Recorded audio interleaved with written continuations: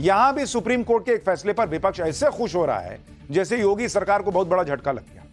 लेकिन इस चक्कर में विपक्ष खुद ही एक्सपोज भी हो गया। कांवड़ यात्रा के दौरान उत्तर प्रदेश सरकार ने एक आदेश दिया जिसके तहत कांवड़ मार्ग पर पड़ने वाले ढाबों, दुकानों, होटलों को अपने मालिक और कर्मचारियों का नाम बोर्ड पर लिखना जरूरी कर दिया गया।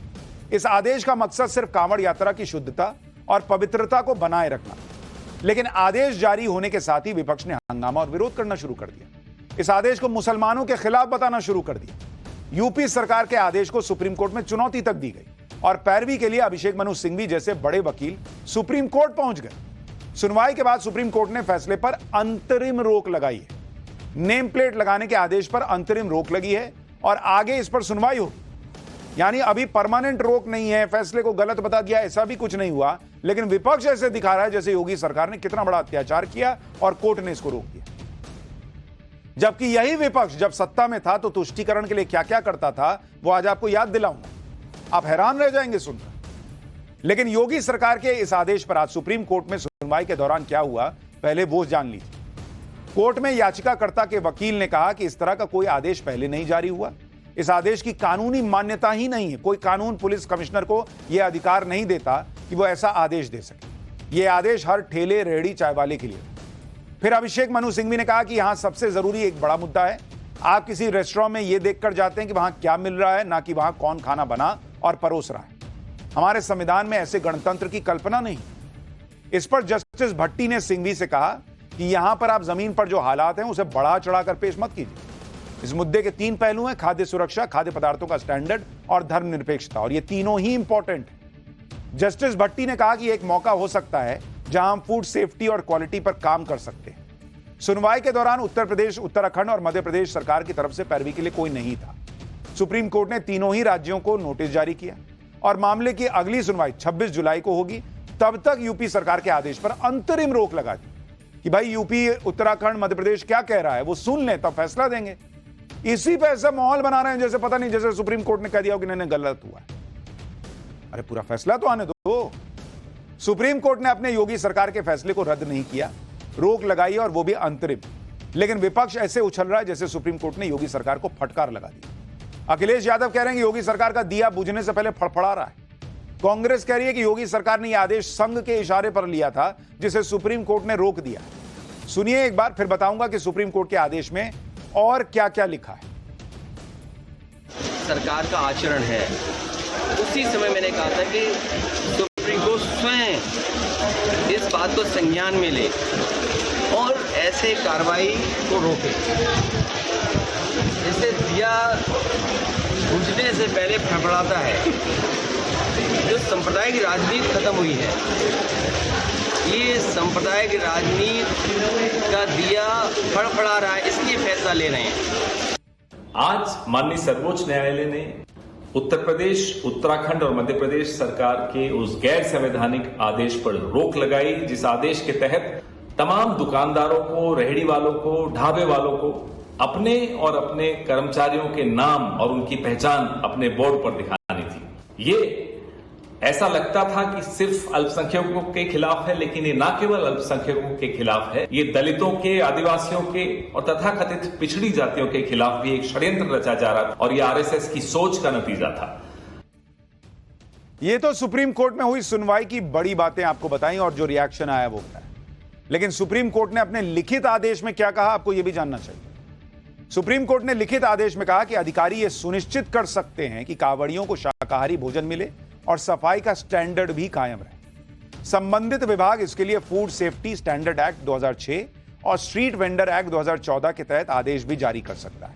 ढाबा, रेस्टोरेंट, ठेले वाले कांवड़ियों को यह बता सकते हैं कि वो कैसा भोजन बेच रहे हैं, वो शाकाहारी है या नहीं, ये बता सकते हैं।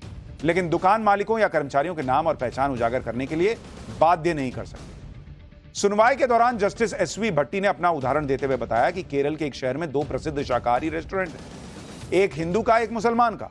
और उन्होंने कहा कि मैं व्यक्तिगत रूप से मुसलमान के रेस्टोरेंट में जाना पसंद करता था क्योंकि वहां सफाई अधिक नजर आती। यानी जज ने साफ कर दिया कि ऐसा नहीं कि पता चल जाएगा कि भाई मुसलमान का रेस्टोरेंट है तो कोई जाएगा ही नहीं। सुप्रीम कोर्ट के आदेश से साफ है कि ढाबों, रेस्टोरेंट और ठेले वालों को यह बताना होगा कि जो भोजन वो दे रहे हैं वो कैसा है, शाकाहारी है या शुद्ध, और शुद्ध है या नहीं। एक बार ओवैसी साहब को भी सुन लीजिए। फिर बताऊंगा कि सुप्रीम कोर्ट ने जिस food safety and standard act का जिक्र किया उसमें ऐसा क्या है जो विपक्ष छुपा रहा। देखिए, सुप्रीम कोर्ट ने फ्राइडे तक रोक लगाई है और वो स्टेट्स को बता रहा है कि हम शुरू से कह रहे थे ये वो जिस तरफ से जो डायरेक्टिव इशू हुआ थे वो अनकॉन्स्टिट्यूशनल, ये आर्टिकल 70 का वायलेशन है, अनटचेबिलिटी प्रमोट करता है, डिस्क्रिमिनेटरी है सिर्फ मुसलमानों के लिए, वो आर्टिकल 15 का वायलेशन है। अब कई लोग सोशल मीडिया से लेकर हर जगह पूछ रहे हैं कि जब मुसलमान हलाल सर्टिफाइड प्रोडक्ट्स इस्तेमाल करता है तब डिस्क्रिमिनेटरी नहीं होता, तब भेदभाव नहीं होता, तब दूसरों का विरोध नहीं होता। लेकिन कांवड़ यात्रा के दौरान जब कांवड़िया इतने मेहनत से, इतना परिश्रम करते हुए, इतना सहते हुए कांवड़ लेकर आ रहा है और उसको शुद्ध शाकाहारी भोजन मिल रहा है नहीं मिल रहा है, उसको कहां खाना है नहीं खाना है, किसके यहां खा रहा है नहीं खा रहा है, यह जानने का अधिकार होना चाहिए, तो उस पर बवाल हो गया। विपक्ष यह भी कह रहा है कि यूपी सरकार को इस तरह का आदेश जारी करने का कोई अधिकार ही नहीं। ओवैसी और अखिलेश यादव शायद भूल रहे हैं कि केंद्र में मोदी सरकार और उत्तर प्रदेश में योगी सरकार के आने से पहले ही एक कानून बन चुका था और वो कानून है खाद्य सुरक्षा और मानक अधिनियम 2006।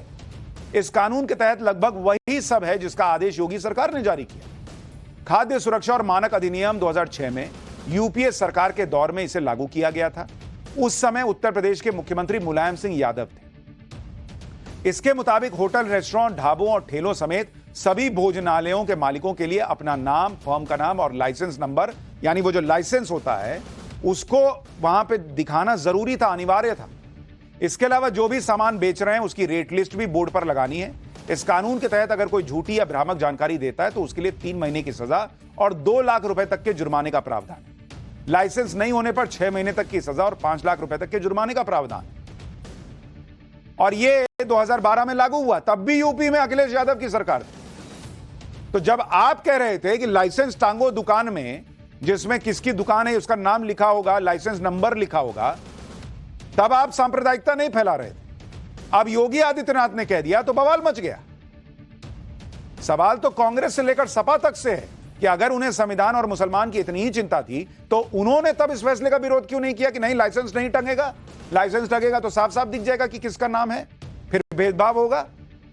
ओवैसी को मुसलमानों की इतनी चिंता है तो क्यों नहीं यूपीए सरकार के समय विरोध किए। लेकिन अब मामला उत्तर प्रदेश और योगी आदित्यनाथ से जुड़ा है तो सभी का अपना राजनीतिक फायदा निकल कर आ गया सामने। मैंने आपको कहा ना कि आपसे जुड़ा हर मुद्दा इन लोगों के लिए मुद्दा तभी है जब वो इनके काम का है।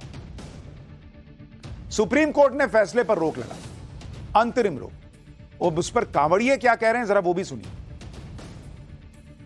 लिखा जाना चाहिए कि वो पहचान छुपाने से क्या फायदा। तो बोले 200-300 किलोमीटर दूर से आ रहे हैं, उनको पता चलना चाहिए, जो यात्रा करके आ रहे हैं पीछे से, हर चीज की उनको जानकारी होनी चाहिए कि हम किस जगह बैठे हुए हैं, किस जगह खड़े हुए हैं।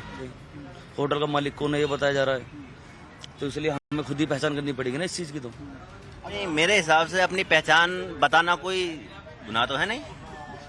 मेरा नाम अंकुर तोमर है, तो मुझे क्या दिक्कत है अपना नाम बताने में या लिखने में। हमें कोई दिक्कत नहीं है, वैसे तो ऐसे कोई मुस्लिम हिंदू में कोई फर्क नहीं है, बट हाँ यही है कि वो लोग फर्क करते हैं तो क्या ही कह सकते हैं, बट हमें कोई ऐसा कोई फर्क नहीं है। हाँ, इससे फायदा मिलेगा कि भाई हम नॉन वेज वाली जगह नहीं बैठे, हम वेज वाली जगह बैठे, तो इस चीज का हमें फायदा होगा। नहीं, ऐसा कुछ नाम से कुछ फर्क नहीं पड़ता। नाम से कोई फर्क नहीं पड़ता। नहीं, कोई दिक्कत नहीं, होना चाहिए और पक्का लागू होना चाहिए जी। कोर्ट का स्टे हटना चाहिए इससे।